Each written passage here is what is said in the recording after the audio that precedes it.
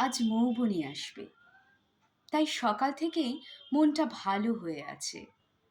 উঠেই মাকে চিৎকার করে ডাকলাম, মা, বাথরুমে যাব। মা ধরে ধরে বাথরুমে নিয়ে গেল। এক হাতে ক্র্যাচটা ধরে আর এক হাতে ব্রাশ করলাম।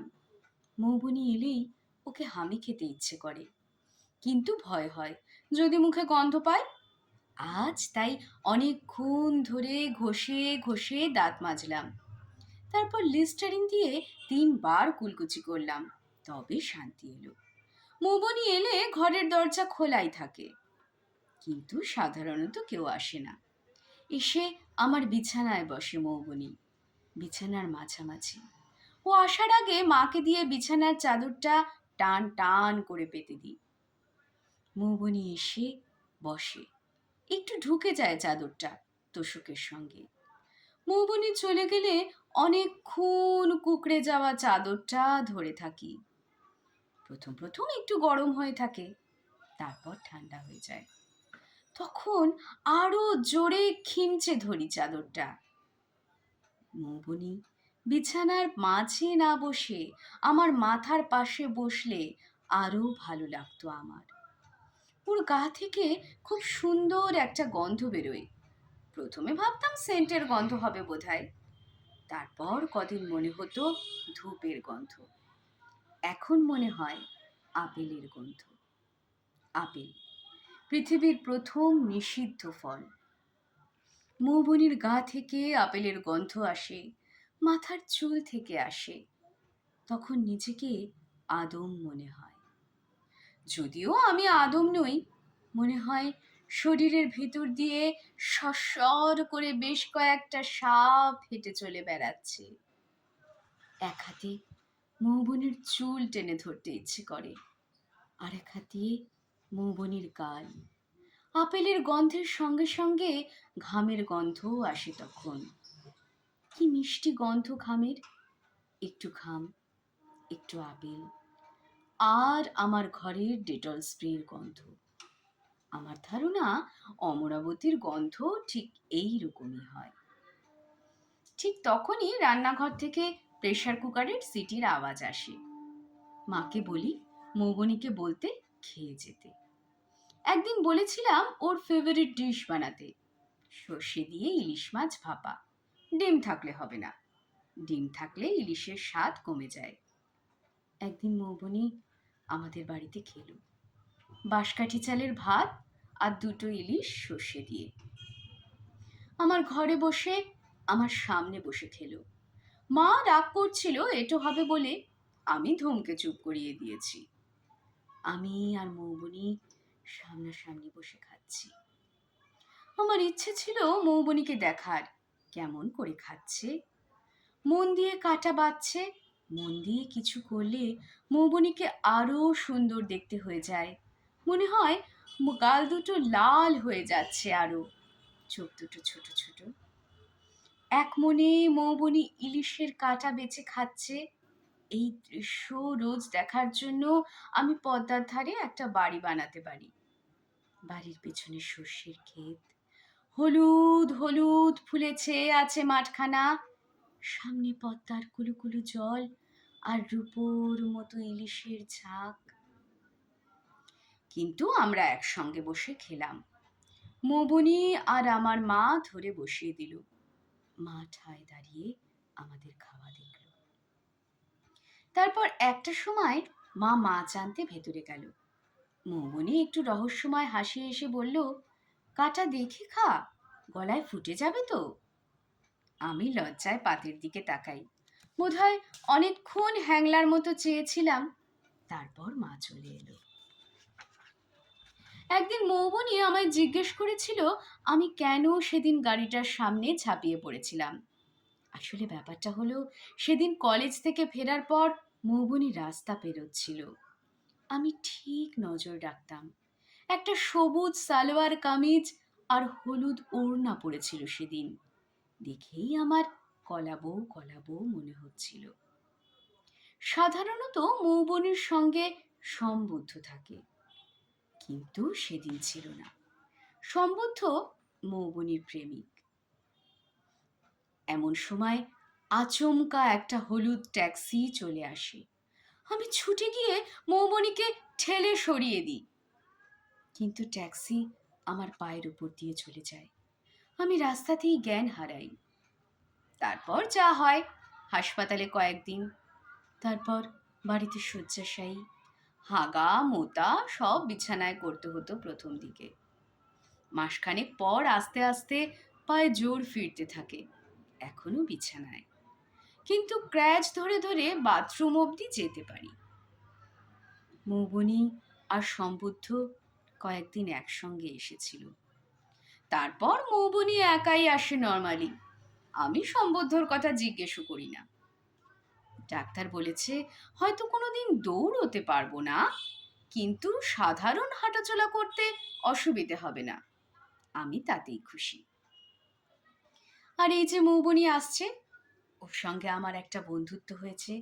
আমরা একসঙ্গে এক টেবিলে বসে ইলিশ মাছ খাচ্ছি। এর জন্য আমি সারা জীবন বিছানাতেও কাটাতে পারি। মৌবনী যখন জিজ্ঞেস করেছিল কেন করলাম, আমি বলেছিলাম রিফ্লেক্স অ্যাকশন। কথাটা বিশ্বাসযোগ্য হয়নি। আমি বলেছিলাম, আরে ও ছাড়, রিফ্লেক্স অ্যাকশন, ওখানে আমাদের খারুজ ডিবি স্যার থাকলেও তাই করতাম। আমি কথাগুলো খুব জোরে জোরে বলছিলাম, আর খুব জোরে জোরে হাসছিলাম, যেন খুব মজার কথা এটা। আমার নিজের কানেই কেমন লাগছিল। তারপর চেঁচিয়ে মাকে ডাকলাম। বেচারা মাকে একটা ধমক দিয়ে বললাম, কতক্ষণ ধরে জল চাইছি, কোথায় ছিলে? যেন মা আমার মাইনে করা চাকর। খারাপ লাগছিল তখন। রাতে মাকে সরি বলতে চাইছিলাম, কিন্তু লজ্জা হচ্ছিল। মা রাতে আঁচলের খুঁট দিয়ে জল মুছছিল। আমি বুঝতে পারছিলাম আমারও কান্না পাচ্ছিল, একটু মায়ের জন্য, একটু মৌবনির জন্য। কলেজে মৌবনির সঙ্গে আমার কোনো যোগাযোগ ছিল না। সে কলেজের সব থেকে সুন্দরী মেয়ে, সব ছেলেরা তার জন্য পাগল, সবার অ্যাটেনশন তার দিকে। আমার দিকে সে তাকাবে কেন? তারপর এই ঘটনা, মাঝে মাঝেই মৌবনি আসে এখন। অবাক হয়ে দেখি আমাদের বেশ মিল আছে। আমাদের দুজনেরই কুইন আর পিঙ্ক ফ্লয়েড ভালো লাগে, সঙ্গে আয়ুব, বাচ্চু আর রূপম। মৌবনিরও মনে হয় উডস্টক একটা তীর্থস্থান। আমি অবাক হয়ে যাই। আমি ভাবতাম মৌবনির মতো মেয়েরা দিল তো পাগল হ্যার বাইরে কিছু শোনে না। তারপরে একদিন কথায় কথায় মৌবনি পার্বতী বাউল গুনগুন করছিল, ঘিরি ঘিরি ঘিরি নাচে, ঘিরি ঘিরি নাচে, নাচো তো শ্যাম সাথে গোপনারী। আমার মনে হলো আমি সেই পদ্মা পাড়ের বাড়ি চলে গেছি। পদ্মার পাড়ে দাঁড়িয়ে আছি এক অলীক পূর্ণিমার রাতে। পিছনে শস্যের ক্ষেত, সর্ষে ফুলের মাথাগুলো হাওয়ায় হাওয়ায় দুলছে, যেন নেশা করেছে। মাথার উপর অনন্ত নক্ষত্রবিথি, আর রূপোর থালার মতো একটা চাঁদ, সামনে দিয়ে পদ্মা বয়ে যাচ্ছে। রাতে অন্ধকারে কালো জল আরো কালো দেখাচ্ছে। নদীর চরে এক বাউলিনী গেরুয়া কাপড় জড়িয়ে হাতে একতারা নিয়ে গাইছে, ঘিরি ঘিরি ঘিরি নাচে, ঘিরি ঘিরি ঘিরি। এবং তখনই সেই বিস্ফোরণটা হলো। আমি আমার দুর্বল হাত দিয়ে মৌবনির মুখে হাত রাখলাম, গালে, কপালে, চোখে, ঠোঁটে। মৌবনি হাত সরিয়ে দিল না। কপালের ওপর এসে পড়া একটা চুল আলতো হাতে সরিয়ে আমি মৌবনির ঘাড়ে হাত রাখলাম, আলতো করে টেনে নিলাম নিজের মুখের দিকে। তারপর আমি ডুবে গেলাম। গরম নিঃশ্বাসের ওমে মনে হলো আমার ভিতর অবধি পুড়ে গেল। সারা শরীর দিয়ে যেন রূপলি ইলিশ মাছের ঝাঁক সাঁতার কেটে যাচ্ছে, অথচ আমি আপেলের গন্ধ পাচ্ছি। পাকা টসটসে একটা লাল আপেল টুকটুক করছে। আমার অবশ পায়েও যেন পদ্মার নোনা জল ঝাপটা মারছে, আর আমি স্পষ্ট বুঝতে পারছি সেটা। একটু বাদে মৌবনি সোজা হয়ে উঠে বসলো। তারপর আলতো করে আমার কপালের ঠিক মাঝখানে একটা হামি খেলো, যেমন করে রাতে ঘুমের আগে মা হামি খায়। তারপর মৌবনি চুপটি করে উঠে চলে গেল। আমি সারাদিন সারা রাত পদ্মার চরে বসে রইলাম। চোখ বন্ধ করলেই দেখতে পাচ্ছি মৌবনি একতারা হাতে নেচে নেচে গাইছে, ঘিরি ঘিরি ঘিরি নাচে, ঘিরি ঘিরি ঘিরি। তারপর অনেক রাতে আমি সিলিং ফ্যানের দিকে তাকাতে তাকাতে একসময় ঘুমিয়ে পড়লাম। সে রাতে একটা অদ্ভুত স্বপ্ন দেখলাম আমি একটা ইলিশ মাছের পিঠে চড়ে পদ্মার বুকের উপর দিয়ে যাচ্ছি। আকাশ অন্ধকার, ঠিক অন্ধকার নয়, ধূসর যেন। সূর্য কি তারা কি চাঁদ কিছুই নেই। আমি যাচ্ছি তো যাচ্ছি, এভাবে যেতে যেতে যেতে দূরে একটা ছোট্ট দ্বীপ দেখতে পেলাম।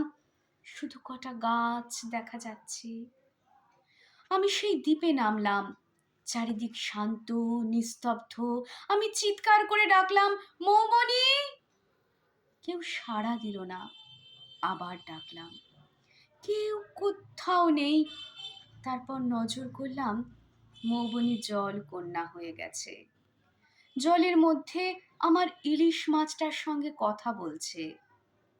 আমি ডাকলাম, বললাম, উঠে আয় মৌ, আমরা এখানে ঘর বানাবো, রোজ ইলিশ খাবো। সর্ষের বীজ এনেছি পকেটে করে, এই দেখ, আর বাঁশকাঠি চাল।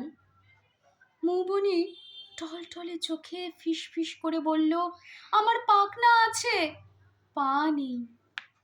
আমার ঘুম ভেঙে গেল। আমি চিন্তায় পড়লাম মৌবনি আর আসবে কিনা। কাজটা কি উচিত হয়েছে? সে সম্বুদ্ধর সঙ্গে প্রেম করে, আমি কে তার কাছে? খুব চিন্তা হলো। মনে হলো মৌবনি না এলে আমি মরেই যাব, আর কোনো দিন বিছানা থেকে উঠব না।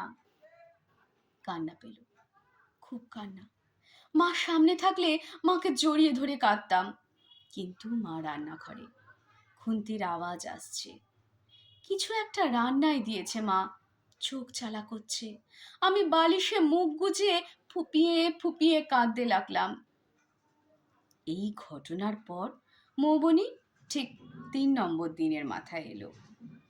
আজ আরো সুন্দরী লাগছে ওকে। আজ একটা ডেনিম জিন্স আর একটা লাল টপ পরেছে, রং যেন ফেটে বেরোচ্ছে। চুলটা খোলা। মনে হলো এই রূপ দেখেই মানুষ সংসার ত্যাগ করে। এত রূপ এই সংসারে সয় না। এর জন্ম অন্য কোনোখানে। মৌবনি আগের দিনের কথা কিছুই বলল না, যেন কিছুই হয়নি। জিজ্ঞেস করলো কেমন আছি। শুধু একটা অদ্ভুত কথা জিজ্ঞেস করলো, এমন কথা এর আগে মৌবনি কোনো দিন জিজ্ঞেস করেনি। বলল, পিরিয়ড হলে কি করিস? অসুবিধা হয় না? আমি বোকার মতো বললাম, অসুবিধা কেন হবে, মা প্যাড এনে দেয়।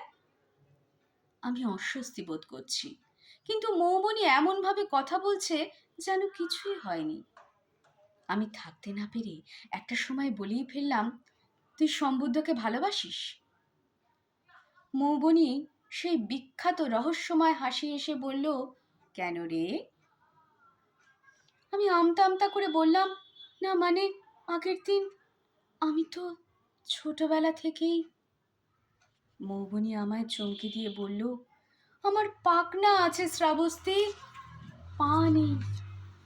আমি বললাম, তুই আমার পা দুটো নিয়ে নে, তোর পা তো খোড়া। তুই বললেই দৌড়বে। আমি দৌড়াতে চাই না। তাহলে কি চাস বল? আমি উড়তে চাই। কিছু মানুষ শব্দ করে কাঁদে, কিছু মানুষ নিঃশব্দে কাঁদে। গাল দিয়ে টুপ করে জল গড়িয়ে পড়ে। মৌবনি কাঁদছে, ওর দুটো গাল দিয়ে নিঃশব্দে জল গড়িয়ে পড়ছে। আমি চুপটি করে আধা হেলান দিয়ে শুয়ে আছি। মৌবনি কাঁদলেও ওকে সুন্দর লাগে, অসম্ভব সুন্দর। আমি চোখ বন্ধ করে নিতে চাইছি, কিন্তু পারছি না। চাইলে একটা হাত বাড়িয়ে ওর জল মুছিয়ে দিতে পারি, কিন্তু এই গোটা দৃশ্যটার মধ্যে যে অনির্বাচনীয় ছন্দ আছে, সেটা কাচের বাটির মতো টুকরো টুকরো হয়ে ভেঙে যাবে তাহলে। আমি চাতকের মতো এই বর্ষণমুখর দৃশ্যের সামনে বসে রইলাম। একটু পরে মৌবনি থামল। আমি বললাম, আমরা দুজন চাইলে উঠতে পারবো না মৌ? মৌবনি লাল চোখে আমার দিকে তাকালো। ওর চোখের দিকে তাকিয়ে আমি ভয়ে শিউরে উঠলাম।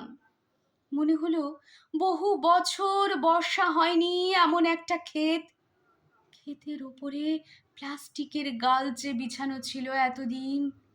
1000 বছর পর সেই গালচে ফেটে বেরিয়ে আসছে নিখাগি মাটির ভূত। মৌবনি হঠাৎ চড়াং করে উঠে আমার ঠোঁটে একটা হামি খেয়ে লাফিয়ে উঠে দাঁড়ালো। প্রায় পরীর মতো উড়ে চলে গেল দরজার কাছে। তারপর পিছন ফিরে বলল, আসছে রবিবার, আমি এলে ওড়ার জন্য রেডি থাকিস।